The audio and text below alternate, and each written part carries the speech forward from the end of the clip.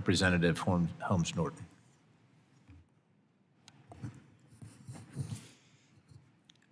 Thank you, Mr. Chairman. Administrator Criswell, it looks like we've got a big double problem. We've got a worsening climate crisis, and we've got insufficient funds in the disaster relief fund.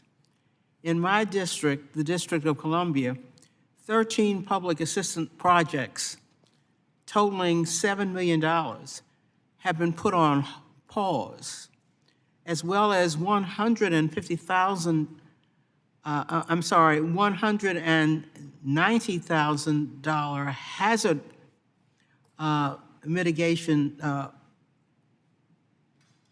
project also on pause. It's critical that we replenish the disaster relief fund as soon as possible.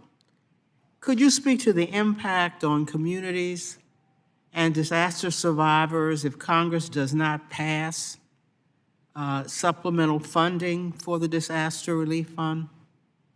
Representative Norton, right now we are closely watching, the draw on the disaster relief fund and want to ensure that we always have enough funding to support those life safety, sustaining activities that need to happen, which means many of the projects like you described, our obligation and our ability to reimburse those jurisdictions is on hold.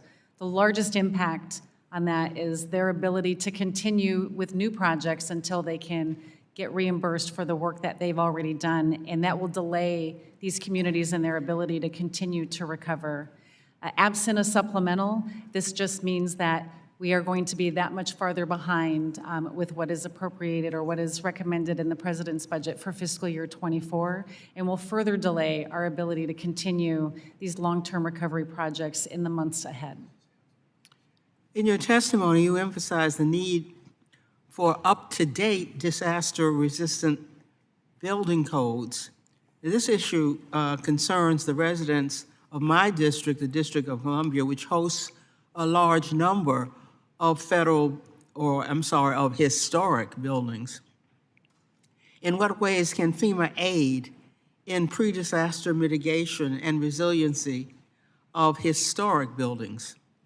One of the programs that I am very excited and proud of is our direct technical assistance program that we're doing under our BRIC mitigation program, Building Resilient Infrastructure in Communities, where we are going into communities and helping them envision what types of mitigation projects that they can do and helping them think through what maybe they hadn't thought of before. And we've had great success in supporting a number of communities across the nation to help them design and develop mitigation projects that are going to help protect their communities, especially communities that have such historic nature. And we would be happy to work with you in better understanding some of the communities that you feel might need this type of technical assistance. I mean, we can work with you to try to offer that.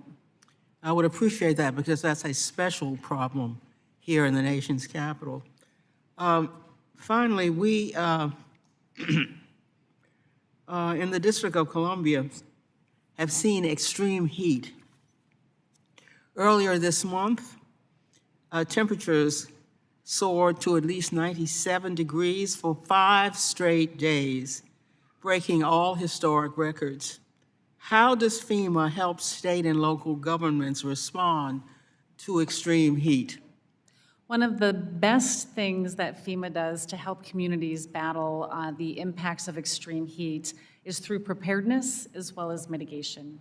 On preparedness, what we have done this year is we launched our Summer Ready campaign to help individuals and communities understand the things that they can do to help protect their families that are experiencing extreme heat.